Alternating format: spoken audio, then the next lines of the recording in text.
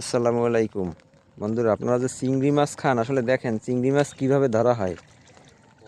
মানুষ টাকা দিয়ে চিংড়ি মাছ কিনে, আসলে এই যে দেখেন জালটা কিভাবে লাগানো হয়।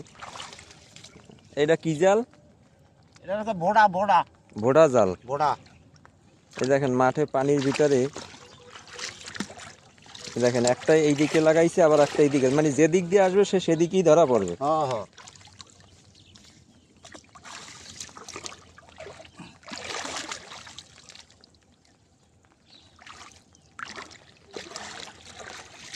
অবশ্যই বেশি বেশি শেয়ার করবেন, কমেন্টস করবেন, আর এগুলো মানুষকে দেখানোর মতো সুযোগ করে দিবেন।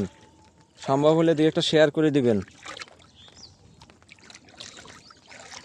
আপনাদের আসলে ভিডিওটা দেখানোর জন্য পানির ভিতরে মাঠে চলে আসছি।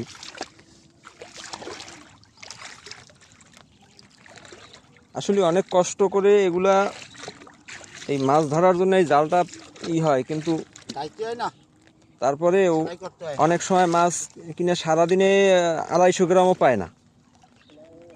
অনেক পরিশ্রমের কাজ।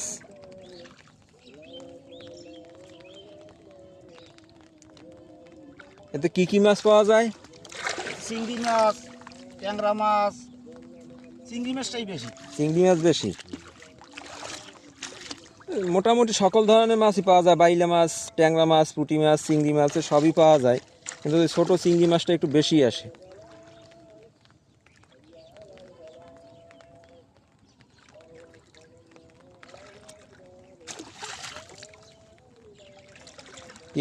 কি হয়েছে?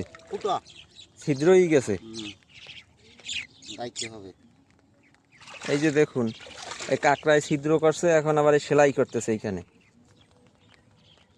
মানে ওই ছিদ্র দিয়েই সারা রাত্রে ওই যে মাছ ঢুকবে তা বেরোয় যাবে, এই জন্য সাথে সাথে মানে অ্যাকশন, এর কোনো লেট করার কোনো সুযোগ নাই। ও আবার কেসিও সাথে আছে দেখেন।